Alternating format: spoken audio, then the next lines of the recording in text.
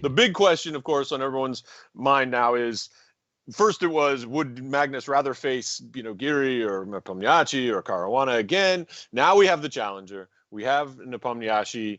Now, Nepomniachtchi, give your take on him as a player and his chances in November. Look, he has greatly improved over the last year or a couple of years. He played very aggressive, dynamic, entertaining chess, but he was, I wouldn't say lightweight, but he was very spontaneous, impulsive, and now you could see that he can control himself. So he spends more time, he's trying to ruminate during the game.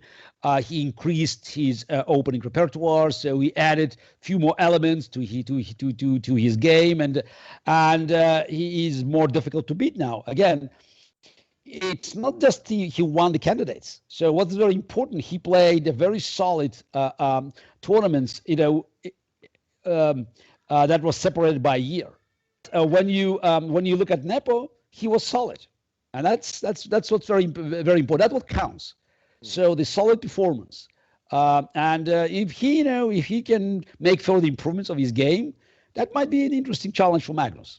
Definitely, it's a different player, because both Caruana and Karyakin, I'm not even counting Anand, that was another generation. So I'm talking about players of the same generation. So both players, they had a different style. So it's less aggressive than Nepomniachtchi. The reason is that I think we have better chances now to avoid tiebreak, is that unlike in the previous matches, Magnus is, especially against matches Caruana, Magnus is cannot be so comfortable with the tiebreak against Nepo. He was better than Karyakin, and he was much better than Caruana in tiebreak. He knew it. So that's why blitz, right? Exactly, rapid and blitz. Yes. Sure. So Magnus, was comfortable even just offering draw to Caruana in game 12, when he was just had a very very comfortable and promising position.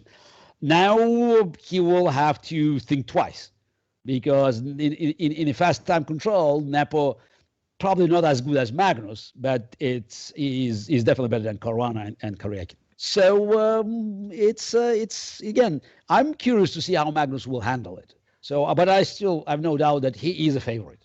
I'm not comfortable of giving the odds.